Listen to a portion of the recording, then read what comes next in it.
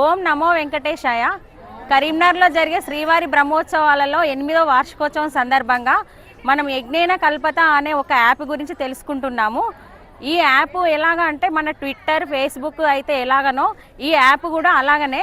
అందులో అయితే అన్ని రకాల విషయాల గురించి తెలుసుకుంటాం. కానీ ఓన్లీ ఈ యజ్ఞేన కల్పత అనే యాప్లో మట్టుకు మన ప్రాచీన సాంప్రదాయం గురించి మనం తెలుసుకుంటాం. అంటే మన ప్రాచీన సాంప్రదాయం అంటే మన తల్లిదండ్రులు మన ప్రాచీన సాంప్రదాయం గురించి మనకు చెప్పిరు. కానీ మన పిల్లలకు కూడా, మన భావితరాలకు కూడా, మన నేటి తరానికి చెప్పాలంటే ఈ యజ్ఞేన కల్పత అనే యాప్ ద్వారా మన పిల్లలకు చెప్పచ్చు. అంటే మన పూర్వం ఎలాంటి పూజలు చేసినాము, ఏ పుల్లలో ఏ దేవుడు ఉంటాడు, అవన్నీ విషయాలు మన పిల్లలకు తెలియాలంటే ఈ యజ్ఞేన కల్పత అనే యాప్ ద్వారా మనం మన పిల్లలకు తెలియజేయచ్చు.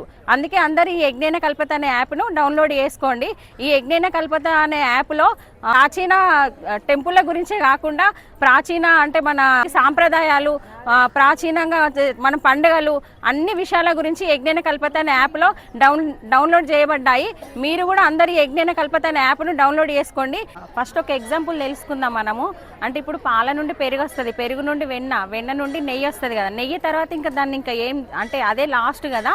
ఆ నెయ్యి పిల్లలకు తినిపించడం వల్ల పిల్లలకు కొత్త సెల్స్ ఇంక్రీజ్ అవుతాయి. కొత్త సెల్స్ ఇంక్రీజ్ అవ్వడం వల్ల పిల్లలకు జ్ఞాపక శక్తి పెరుగుతుంది.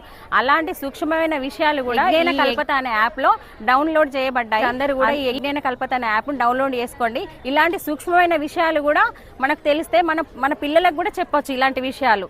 ఈ యాప్ మన కరీంనగర్లో ఉన్న యువకులు కొంతమంది దీన్ని ఎస్టాబ్లిష్ చేశారు. మీరు కూడా ఈ యాప్ను అందరూ డౌన్లోడ్ చేసుకోండి.